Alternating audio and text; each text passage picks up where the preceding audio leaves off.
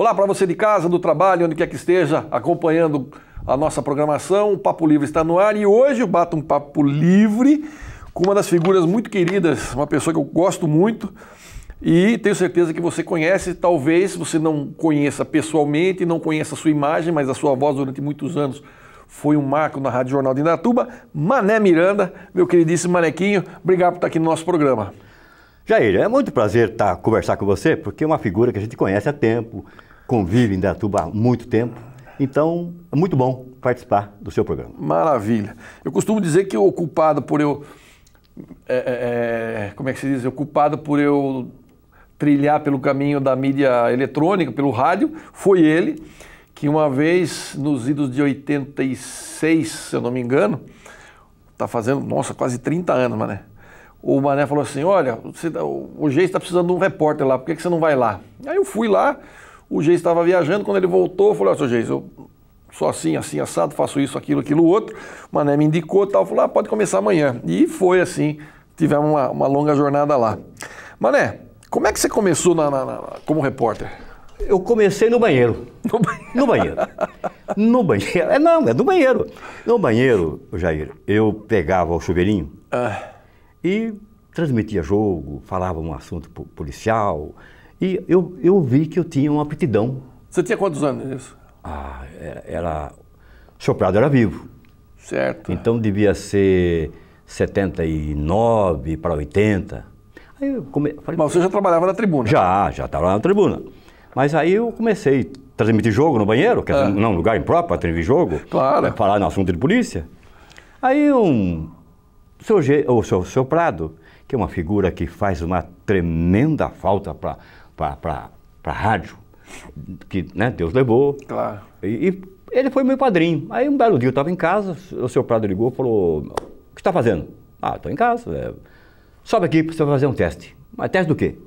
Teste de polícia. Bom, fiz. Gravei uma semana. Segunda, terça, quarta, quinta e sexta. Sábado não, porque, né? Tá. Bom, tudo bem, gravei. Chegou no sábado, ele falou, você começa segunda-feira a fazer o plantão de polícia na rádio. Aí comecei, em 83, se eu não me engano. Poxa. Aí, Jair, aí foi na descida, foi embora, aprendi muito, eu acompanhava crime por crime. Não é que eu sou mais do que ninguém, mas eu não perdia um crime, não perdia um homicídio, não perdia um latrocínio. Então, ajudar a botar o cadáver no caixão lá, tirar do mato, podre. Então, aquilo, sabe? No começo eu tinha medo. No começo, antes de, né? Depois que eu entrei, na época do Ricardo Lima, do Dr. Campos, depois veio aquele senhor que... Joel. Dr. Joel. Aquele que tinha crise asmática. Ele dava aquele grito estéril lá na coisa que... Tá? Então eu perdi muito e fazia local de crime. Que, naquele tempo, a Civil não fazia. A Civil não fazia local de crime. Hoje sim. Hoje, com essa nova equipe, essa nova geração, eles não perdem um local. Por que não perde? Porque do local, a polícia já sai com uma pista. Muito diferente do que antigamente, que era aqui, hoje é uma polícia investigativa. Anteriormente não, é uma polícia negativa. Hoje investigativa. Ontem, negativa. Negativa. Mano, você que acompanhou durante todos esses anos aí, aproveitando esse gancho, né, como é que você avalia o desempenho da polícia? Porque nós sabemos que ganha mal para burro, não tem pessoal. Eu me lembro que teve uma época aqui que a nossa delegacia era quase que 90% de funcionário da prefeitura, porque não tem quadro. Quer dizer, o pessoal não tem recurso, né? E é cobrado demais. Na verdade, Jair, a nossa polícia, ela teve uma modificação de 180 graus, porque no passado não muito distante, que eu vou citar nomes, Luciana Maria de Botelli, Ruth, doutora Cibele, doutora, mais uma que eu não lembro agora, e Carlos Donizete de Faria Souza. Eles comandaram a delegacia por muito tempo. Até que o GAECO, Grupo de Ação e Repressão ao Crime Organizado, descobriu-se que em Indaiatuba, a delegacia de Indaiatuba era movida a cascalho, a QSJ. QSJ. Balcão de negócios. Balcão de negócios. E eu presenciei um balcão, um plantonista cobrando guincho. Bom, tudo bem. Até que o GAECO veio, descobriu-se que os maquineiros pagavam 64.800 mensal, e um advogado, que eu vou omitir o nome dele, era o Mala Preta. Então levava 64.800, quase 65 mil, mensal. Até que um dia, a doutora Luciana Marina Botteri, e mais uma partícula de 14.500 que vinha dos despachantes, mas tinha um porta-voz só, que é amigo nosso também. Então era 64 mais 14. Tá? 78. 78 pau, religiosamente, pontualmente, pago em dinheiro. E contado na sala da delegada, do delegado titular. Aí um belo dia eu fiquei de plantão e vi o doutor chegando com a mala preta, atravessou a Ciretran junto com a titular da Ciretran, reuniram-se reservadamente e fizeram a divisão. E eu vendo pela fresta aquele rolo de dinheiro na mesa. Nossa Senhora! Ah, Jair, não é questão que aguente. Quer dizer, eu acho que o polícia... Eu vi uma entrevista no Datena, um cara que eu respeito pacas, e foi um investigador antigo, que com 30 anos, 35 anos de profissão. E ele descobriu que no metrô, a moça foi estuprada. Mas, viu, Datena, estão investigando ainda, mas já tem pista. E hoje no jornal saiu. Prenderam o cara que estuprou a menina que estava vendendo bilhete no metrô. Caraca! Coisa que... Bom, então, o policial, ele tem que nascer polícia.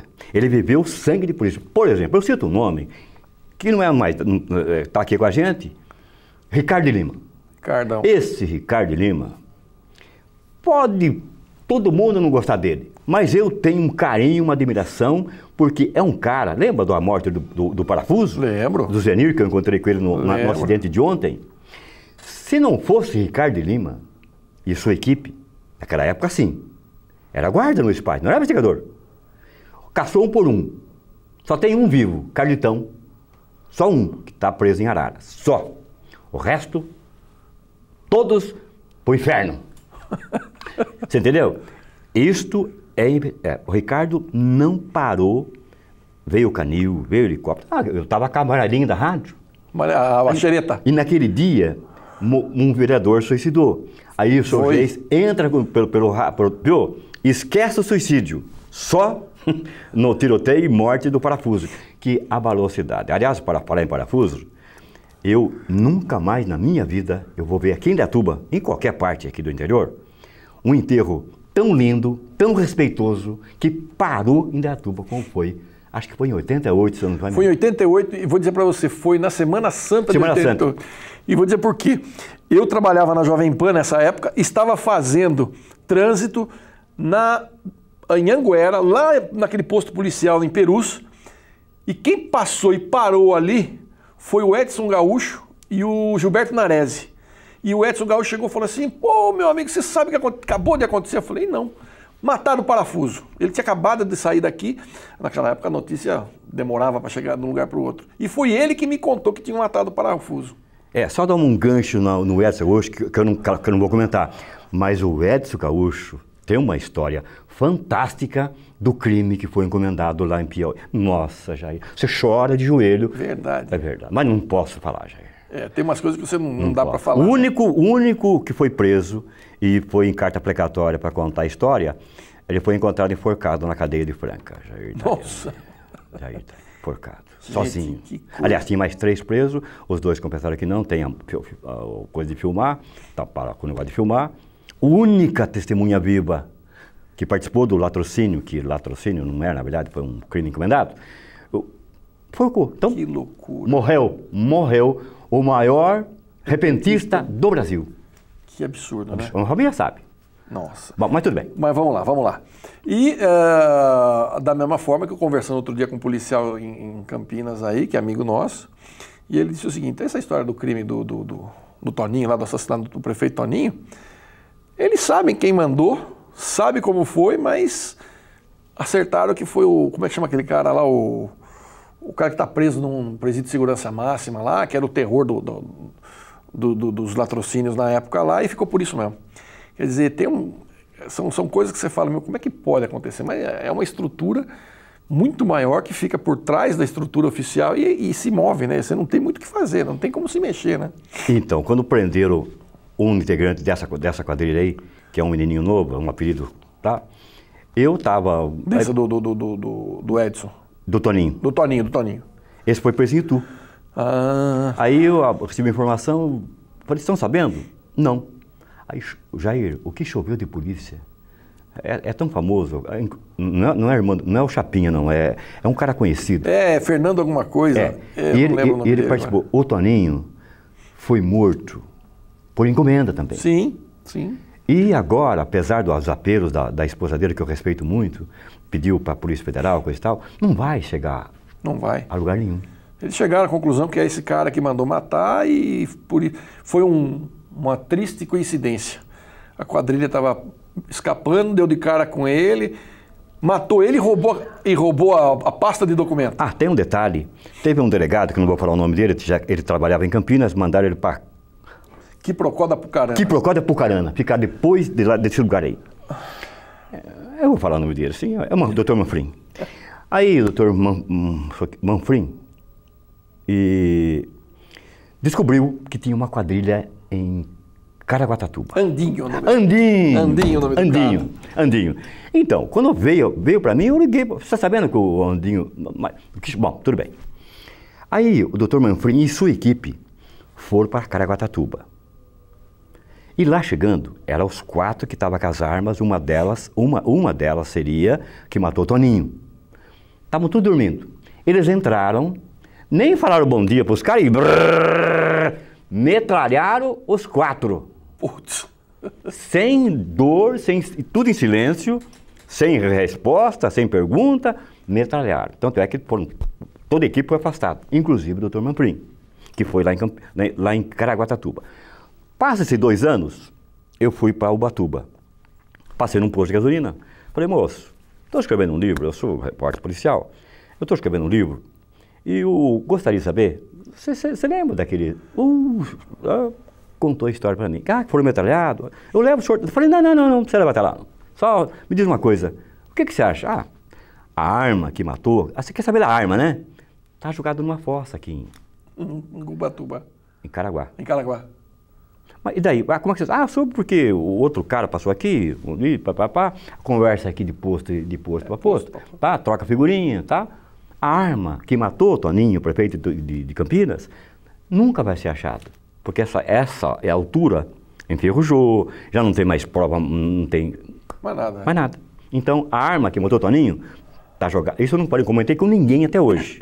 É a primeira vez que eu falo dessa arma que matou o prefeito, que eu respeitava muito, viu? Não, o Toninho era um grande cara. Grande prefeito. Tá numa fossa em Caraguatatuba. Gente, eu estou conversando aqui com o Mané Miranda, esse fantástico repórter policial, tá no DNA dele, ser repórter policial, e a gente vai fazer um rápido intervalo, daqui a pouco eu volto e continuamos aqui nesse papo gostoso com ele, não saia daí.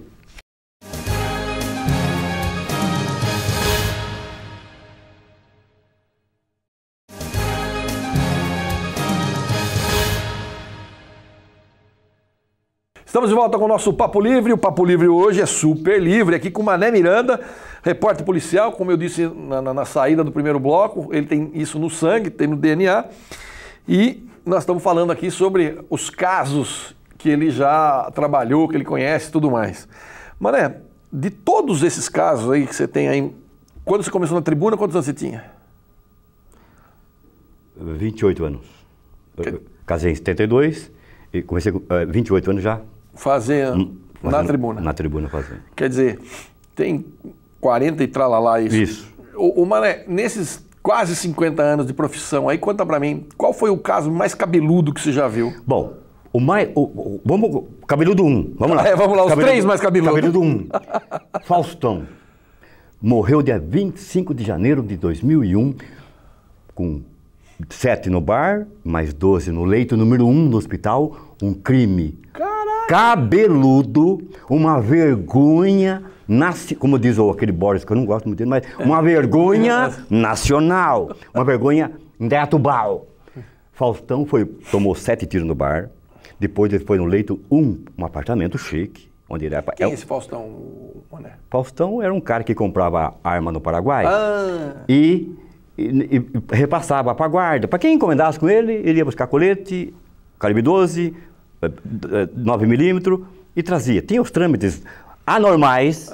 Extra burocrático. Extra burocrático que ele passava pela fronteira e engraxava os caras lá, tá? Aí o Faustão recebeu uma encomenda de 2 guardas, que foram para júri em Salto, que eu fui testemunha de acusação, e foram inocentados. Aí eu vou lembrar, o cabeludo, meio cabeludo, você lembra aqueles 3 corpos na fazenda de Visgna e Salto? Faz tempo. Faz tempo. Lembro, muito bem. Arrolaram como testemunha, o doutor Pimenta era o delegado. Sei. Aí a juíza, o senhor Manuel de Miranda, o senhor foi no local do crime e achou um projeto? Achei um projeto que estava enterrado. Eu acho que foi o Talinho junto e o Pimenta. Fiz um buraquinho lá, achei um projeto intacto. Comprovou-se o Taoca era o diretor da guarda, o capitão Motoca. Motoca. Que Taoca? Taoca é a fazenda. Fazenda Santa Maria. Santa Maria. Então tinha um corpo aqui, outro aqui e outro mais aqui que tomou 11 tiros. Nossa Senhora. Uma execução sumária. Caramba. Da Guarda Municipal. Caramba. Da Guarda Municipal. O capitão falou, a única viatura, se eu não me engano é 022, que pode, pela cronometragem, chegou na Fazenda Santa Maria, porque tem que passar pela Pimenta. Certo. Ela bateu o soalho numa pedra. A única viatura, o capitão Motoca, que era o diretor da guarda. E eu acompanhei com Pimenta, fiz todas as diligências, fui no local. E um deles era débil mental. Por 4-3, os 2 guardas, que ao participar da execução, foram absolvidos. Caramba. Mas tudo bem. Esse é o meio cabeludo. Do Faustão, ele estava num bar jogando baralho com um amigo, um pedreiro. Aí os 2 guardas chegaram com uma moto vermelha, que é a única vermelha que tinha na guarda. Tá, eu omiti o nome porque... Tá? Chegaram e deram 8 tiros. 8 tiros no cara. 8 tiros. 6 pegou no Faustão e 1 na perna do pedreiro, que não tinha nada a ver com a história. Caramba. Bom, Faustão foi, Dr. Magal, fez uma cirurgia milimétrica. O Faustão já estava viajando, não sei para onde, se é para o céu ou para o inferno. Mas já estava no caminho, já estava no caminho. Aí o Dr. Magal, com aquela habilidade, tirou um por um, tá? E salvou. O cara. Foi pro leito 1 do AOC. Dia do Soldado Brasileiro, dia 25 de agosto. 3 caras com coturno, que não diz nada o coturno, né? O coturno... Você usa. Olha aqui, ó. Filma aqui meu coturno. Eu uso coturno. Então, 2 atiravam de coturno. Um tinha os olhos azuis, a verde, tá? Arrebentava os corações das mulheres. Esse não é daqui, esse salto. Esse recolhia, tá? Tudo isto dito por testemunha. Um cara que foi operado na Ponte de Safena, ele saiu voando pela porta, onde estava o Faustão. Sarou da Ponte de Safena. Que loucura. É milagre que eu nunca mais vou ver esse milagre. A enfermeira, ela trocou de roupa inteirinha, né? A enfermeira trocou tudo. Trocou tudo. Aí, começo o meu trabalho, vou com o Magal, fui ver o corpo, picado. Mais 16 tiros. Nossa. Nem Jesus Cristo, nem o Papa Francisco de hoje tivesse naquela época. Não dava certo. Não dava certo. Aí Faustão foi e desceu. Eu acho que foi pro inferno. Eu acredito. Porque quem trazia arma para matar, né? E até hoje, Rui Pegolo esse homicídio, que deve ser triplamente qualificado, porque ele só foi salvo de um e depois é pistola 9mm. Vamos sobre isso, tá? Um atirava e o outro arrecadava a cápsula no chão. Cara. Em 3. Eu sei quem são os 3, mas não vou falar aqui, por uma questão de ética profissional, tá? Mas a polícia sabe, Rui Pegolo sabe, tanto é que eu fui enrolado como testemunha. Então, Faustão partiu-se dia 25 de agosto. Esse foi cabeludo. Luiz Antônio Montu, Lemão do Ferro Velho. Lemão do Ferro Velho. Tão alegre, feliz, convidou um amigo no posto de gasolina e Pimenta para comprar uma casa em Caraguá. Esse amigo dele devia R$2.000 para ele, que é o cheque que eu tenho cópia até hoje. Meu, não posso ir por causa disso, patati, patatá. Mas na segunda ou terça-feira eu acerto com você. Acertou. Lemão, com um tiro de cima para baixo, com o chumbo enroscado na garganta. Caramba. A irmã Adriana pedindo sangue para Campinas, o sangue ia sair de Campinas, falou, pode parar o sangue. Já, Elvis. Já foi. Caramba. Alemão partiu-se. Esse foi o que o alemão chegou em casa e foi fechar a porta? Não fechou a porta. O alemão entrou com o carro dele, Isso. o carro vermelho, bonito. O alemão passou em vários lugares, dançou, foi no Moral do Sol, uns amigos que ele tinha. Estava feliz com a mulher dele, né, da época. E dançou, tomou café, comeu bolo e veio o portão eletrônico. No que ele entra no portão eletrônico, entra um cara, sem falar nada, dá um tiro de cima para baixo. Dentro do carro? Ele estava no carro ainda? Ele no carro, sentado. Caraca. Ele saiu correndo, borrifando sangue, foi até ali numa clínica de cachorro, que é da nossa amiga lá, esqueci o nome dela agora, mas... Bom, e perderam sangue. Levaram para o hospital, a Adriana foi, a família foi. Não deu. Eu acho que atingiu a veia jugular. De cima, um tiro só. Passa-se 11 dias, o Luiz Antônio Montu, o cartão dele sumiu. Teve um saque de R$1.000 no caixa eletrônico do Center Jeans, que não tem câmera de filmagem. O cara esperou passar 11 dias Vai sacar o dinheiro. para sacar R$1.000. E até hoje, o crime está no anonimato. Caraca. Aí, com meus levantamentos técnicos, cheguei a 2 suspeitos. Passei para o delegado. É como se tivesse tomado um copo d'água, ele tomou um copo d'água junto comigo e tudo isso ficou no anonimato. Mas só o Luiz Antônio Montu, um cara espetacular, foi morto por míseros R$2.000 que ele emprestou com um amigo dele. Que loucura. Que não é o amigo, o dono do cheque, que matou, mas tem ligações com esse empréstimo. Que louco. E até hoje, também no anonimato. Rui Pegolo é o que está pegando esses crimes do passado. Então, muitos deles estão sendo reativados. E eu fui enrolado como testemunha. Que maluco. Nesse caso. 25 de agosto. E o terceiro, que você falou um outro aí que você... O terceiro crime. Tem uma máquina de cortar cabelo para tirar porque muito cabeludo tem que dar uma paradinha. Então eu estou cortando a máquina. O terceiro crime. Kátia Badinger. Sei. Kátia Badinger. Eu acho que essa loira bonita, que trabalhava no Copax ou Max, uma figura sensacional. A princípio, no dia 19 de fevereiro de 2009, ela foi encontrada asfixiada no banheiro com aquela ducha íntima. Caramba. Aí um perito inexperiente, ainda com a fraldinha de couro, fez a perícia e deu como suicídio. Aí foi questionado, mas ducha íntima tem ângulo para suicídio? Não, não tem. Refez tudo, o diretor do Instituto Criminalista mandou um cara experiente. Veio o diretor. Não é suicídio, isso aqui é homicídio. Então, montaram uma cena. Isso aqui é a história do Vladimir Herzog, lá que se suicidou com a gravata, não tinha chance, não tinha nem como ele se matar. O promotor lá, que aquela a presidente lá mandou matar ele. Pois é, o Kirchner lá. O Kirchner. Cristina Kirchner. Detesto aquela mulher. Pois é. Detesto aquela... Mano, nada contra, porque, né? Mas falsa, ridícula e cretina. Não, e ela, mas... Bom, Kátia já estava... Quando foi encontrada, o seu Max estava na praia, que eles tinham separado. O seu Max é a mulher legítima dele. O seu Max numa praia e a mulher na outra praia. Passa-se alguns dias, começa um mau cheiro. Bom, descobri. A moça está morta. A moça está morta. Pedido vem, suicídio. Veio o diretor, não, homicídio. Então, começa-se... Aí foi avocado para Campinas o inquérito. Estranhamente.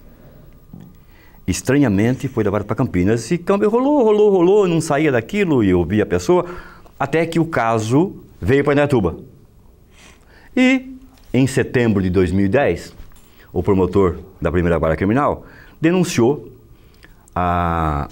os três. Denunciou a Maria José Oliveira Santos, do Santos, que é a faxineira, denunciou também a Maria das Dores, que é a Maria das Dores Souza Badinger, e denunciou Rogério, que era um amigo da Kátia, os três por homicídio qualificado. 2010. Na audiência, numa das audiências, um dos réus que iria a julgamento, o Rogério, levou uma testemunha falsa para ouvir pelo juiz, Dr. José Eduardo Costa, alegando que, no dia 19, no horário do crime, ele fazia academia. Mas comprovou-se por A mais B, inclusive por testemunhas oculares, que viram o Rogério e a Dora na frente do prédio, na rua Sorocaba, ao lado do carro, aguardando o desenrolar dos 2 tribufus que estavam dentro do prédio, já no apartamento, esperando pela entrada dela para matar a moça, a Kátia Badinge. Caraca! Então, Jair, eu, no meu conceito jurídico, eu não sou advogado. Eu não sou advogado. Mas vamos voltar um pouquinho atrás. Percy Custer, General Custer, que eu chamava ele. Eu nunca vi, na história do General Custer, odiado por alguns, amado por outros. Eu, pessoalmente, não tenho nada contra o Percy. Ele não perdeu um júri. E todos eles participavam. Eu nunca vi na história de Indaiatuba um promotor público respeitado denunciar 3 réus. Depois voltar atrás. E depois voltar atrás e manter só um. Então, vamos admitir, a mandante, o Indaiatuba inteiro, os engraxates do tempo da praça que tinha lá, sabem que foi a Maria das Dores Souza Badinge, que é a atual esposa do senhor Maximiliano Badinge. Não sei se o Papa Francisco sabe, mas eu acredito que já chegou para ele. Já chegou. Que a Dora é a mandante. Tanto é que a Maria José ia receber 20 mil pela morte da Kátia. E chegou aí no local para receber dinheiro. Como ela viu 2 tribufus esquisitos na praça, ela passou reto. Falou, mas não conheço aqueles 2. A Dora tá lá, com o dinheiro na mão, com os 20 mil. E depois, tá nos autos, a Maria José ia encarregada de matar também o irmão da Kátia. Mas seria uma morte natural, com um copo de sal, com auxílio de um policial, que eu não sei, até não cheguei ao nome dele, mas não vai demorar muito para chegar. Então, ele já morreu com uma doença maligna, o menino, tá? O rapaz, o irmão da Kátia. Sim. Então, a Maria José, no contrato social firmado, não reconhecido em cartório, claro, ela receberia mais um valor pela morte do irmão da Kátia. Entendi. Tudo por quê, senhor Jair? Herança maldita. Dinheiro. Aí entra na história um empresário, um corretor, chamado Tony Maschietto. O Tony Maschietto era muito amigo do seu Max. Então, quando ele percebeu alguma coisa estranha, todos os bens que comprava passavam a ser nome da Kátia, sem o conhecimento da Dora. Entendi. Então, o que seria? Todos eles passariam para a herdeira absoluta, que seria a Kátia. A Kátia. Entendi. Matando a Kátia, ela seria a herdeira. Beneficiada. Morrendo o irmão da Kátia, a única beneficiária. Tá. Então, só que o tiro saiu pela culatra. Caramba. Eu nunca vi isso na história, que eu respeito o Ministério Público, respeito o juiz, que é uma bomba. O Dr. José Eduardo Costa, ele tem 20 dias para advogado de defesa, 20 dias para o advogado de acusação e mais 20 dias para ele manifestar. Mas, quando um promotor que denunciou em 2010 e agora está pedindo a impronúncia em 2015, na concepção jornalística, na concepção jurídica, o juiz sempre acompanha o pedido do Ministério Público. Por que tem o Ministério Público? Para denunciar ou para pedir impronúncia. Agora, eu denunciei em 2010 e pedi a impronúncia em 2015. Ficou estranho. Muito estranho. E o último crime, esse já está com cabeça... E esse caso, que a cidade inteira sabe quem foi, tá? E eu sei quem entrou, tá? Mas eu não posso ainda. Falar? Não parar porque não está nos autos, uhum. Tá? O caso da socialite Arlete Sigrist, Jair. Que judiação, Jair Taliani. Eu acompanhei, fiz local, entrevistei várias pessoas, fui atrás de testemunhas. Na minha concepção jornalística, não foi o caseiro que matou a mulher. Arlete Sigrist. Tem o mandante. Mas não foi o cara que matou. Mas não foi o cara que matou. Tem o executante, que não foi o caseiro.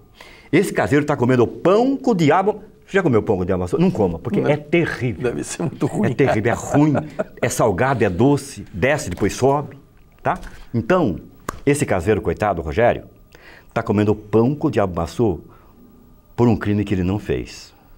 Vamos lá, mas como sua tese é tão bonita? Porque exame de resíduo gráfico é o que levou ele para a cadeia.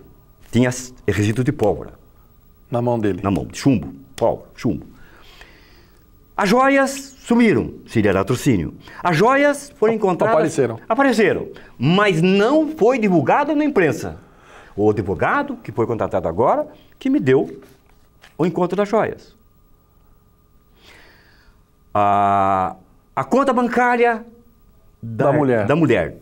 Pediram 2 contas bancárias. Uma veio. A outra não. A outra não. Aí o doutor Rogério descobriu que essa conta, depois de 1 ano... Apareceu na delegacia? Não, apareceu, foi extraviada para o 1º Distrito Policial, que é anexo à Delegacia Central. Que estranho. Muito estranho. O chumbo no esmeril.